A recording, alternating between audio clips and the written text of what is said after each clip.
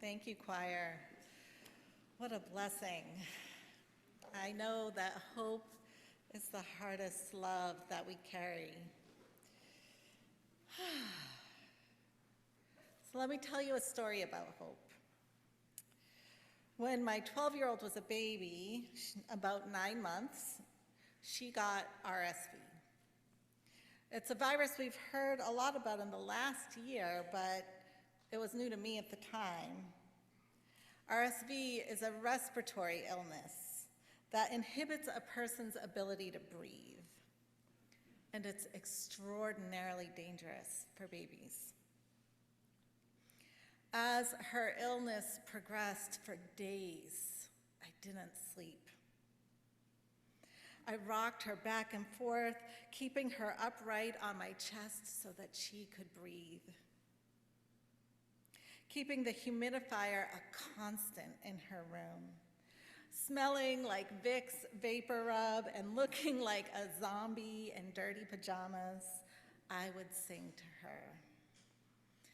I would sing, when I breathe in peace. When I breathe out love. And as I waited for her next breath, I would find myself holding my own breath. Time is an eternity, some of you may know. Time is an eternity of undying hope in those moments when you wait for a loved one's next breath.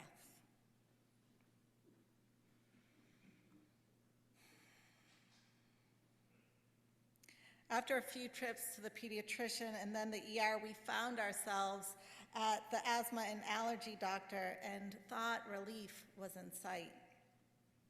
We went home with a treatment plan and a nebulizer and just the tiniest bit of hope that this nightmare was ending. But that evening, the coughing continued. Heart-wrenching, lung-racking coughing continued. And I made it through the night counting down the hours between nebulizer treatments and knowing that I could call my doctor at 7 a.m. 7 a.m. on the dot. I called and the receptionist said, okay, I'll have a phone nurse call you back. So I said, okay, cool. Yeah, phone nurse, call me back. Okay, yep, I could wait. 7:01, it's good. 7:02, phone nurse, call me back. 7:03, 7:04, is it too early for me to call them back? I don't know, 4 minutes seems like a really long time, but 7:05, I finally get a call back. And the phone nurse says, hi, Mrs. Edwards, this is the phone nurse. Hope. Her name was Hope.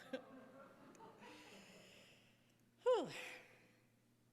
Brene Brown says in her book, Atlas of the Heart, we need hope like we need air. And she goes on to say, hope is a function of struggle. We develop hope not during the easy times or the comfortable times, but through adversity and discomfort. So when I speak of hope, I'm not speaking of empty optimism. I don't come to you with some, I pulled myself up by the bootstraps and so can you message. There is that saccharine hope that comes from privilege, but then there is that belly-filling, life-sustaining hope that you can only find when your only other choice is utter despair. The hope of which I speak is an act of resistance against accepting things the way that they are, against those mainstream messages that we should be ashamed or hide our messy places.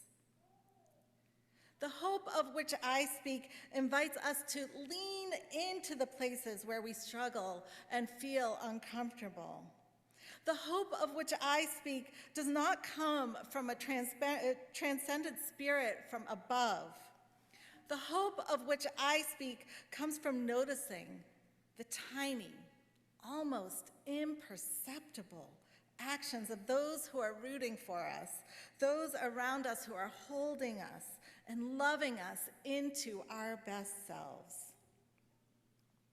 Theologian John Pavlovitz says, life comes with the collateral damage of living, with failed plans and relational collapse, with internal struggle and existential crises, and we carry these things with us. The good news is that we don't need to discard our messiness, and we couldn't, even if we wanted to. He says, bring every bit of your flawed self and all your chaotic circumstances to this day. Welcome the mess. Welcome the mess. So let's talk a little bit about mess. For the past few years, Reverend Rebecca and I and several of our colleagues have taken to welcoming the mess as a spiritual practice. One or two times a year, we come together and we put on matching t-shirts, and we drive into the middle of nowhere, and we participate in a 5K obstacle course called the Tough Mudder. The obstacle course is filled with, you guessed it, mud.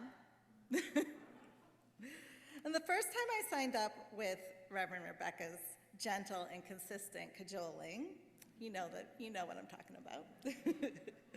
Pretty much hope is all that I had. I hadn't exercised in years, and I have asthma, and I had unhealed injuries from childbirth a few years prior. I hoped that I would finish the course. And Brene Brown says of hope, hope is forged when our goals, pathways, and agency are tested, and when change is actually possible. So I'm being 100% honest here when I say, my goal for the first Tough Mudder was to make it through and don't die. That's it.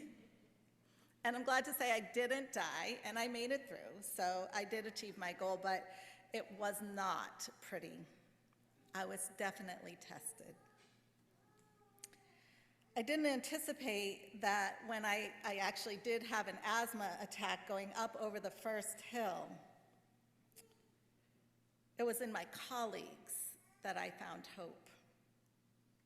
I couldn't bring an inhaler on the course because mud and inhaler, they don't really go together. So when my lungs tightened and my brain threatened to move into despair and hopelessness, when my brain flooded with embarrassment and shame, when I urged them to go on and told them I would catch up, knowing that if they left, I would probably quit, when I was on the precipice of giving up, they stayed. Not just one or two of them, all 12 of them. They stayed and waited for me to catch my breath, and it took a while. And we watched others move past us again and again. Not only did they stay, they showed kindness and encouragement. And in the mess, in my mess, in the mud, there was hope.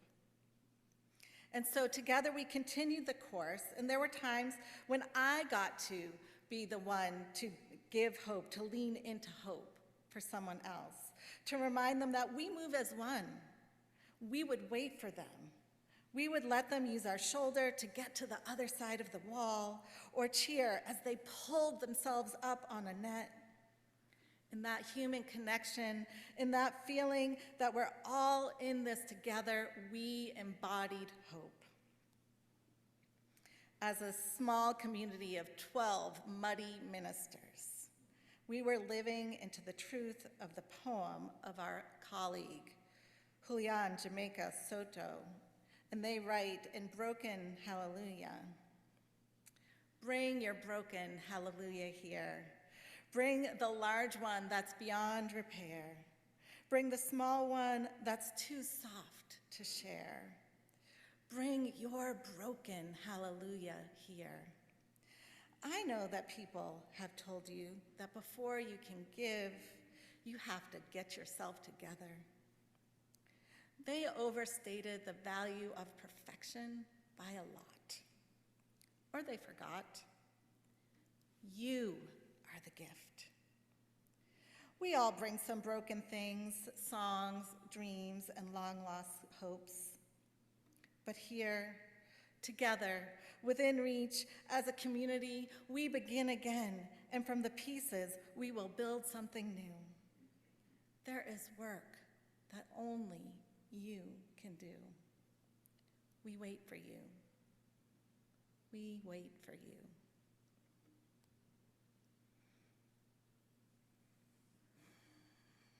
Can you find hope in those who wait for you? In his book, Honest Advent, Awakening to the Wonder of God Within Us, Then and Now, Scott Erickson describes the lowest moment of his life when he had no job. He was on public assistance, and he had just lost an expected job opportunity. He describes how he was in Home Depot, and he bumps into his friend Cameron. And he and Cameron start talking about life, and Scott tells him a little bit about his troubles. And Erickson writes, Cameron paused for a moment, and with kind eyes, he responded that he believed God wanted to share two things with me. Erickson goes on to say, I'll let you know right now that I'm up for all the freaky weirdness of life, but when religious people claim to be the mouthpiece of the Almighty, I take it with a grain of salt. And his friend goes on to share his two suggestions with the author about how he might proceed to find hope when despair was following him around like a shadow on the power tools of the hardware store.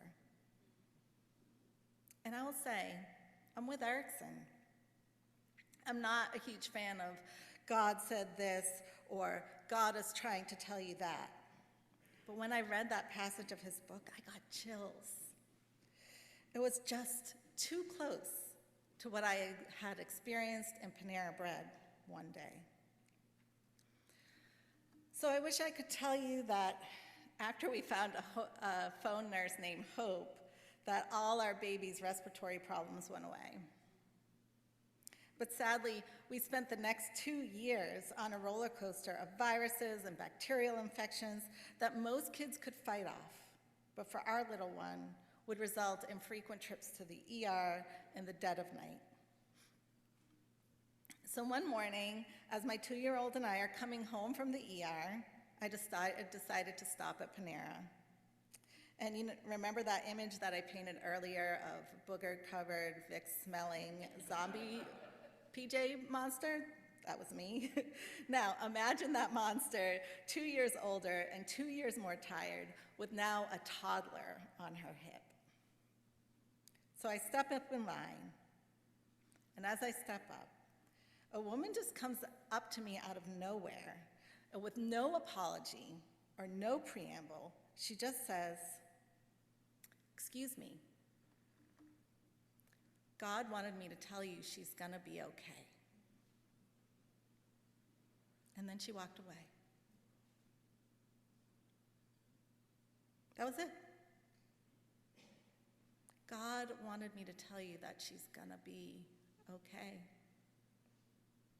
There was no proselytizing, no pamphlet about how I could be saved, no prayer beyond her simple words. And then she was gone before I could even say thank you. And with those words, I felt a weight melt from my shoulders. God wanted me to know that she was gonna be okay. God, one name for the unnameable source of all love, wanted me to know that my child was gonna be okay. Her words, unapologetic and from the heart, filled me, connected me back to something larger than myself, something larger than that PJ Booger, snot-filled zombie monster. Her words connected me back to hope. So as I leave you today, I invite you to consider the places in your life where you feel that messiness. Those places where you might feel like a booger-filled, Vicks-smelling zombie monster. Consider those places where you're the most knotted, where things seem the most impossible. Can you look closer and find a connection to something greater than yourself? Can you find even the smallest glimmer of hope? Hope in the other people around you, hope in your own messiness. May we find hope today and answer the call of love.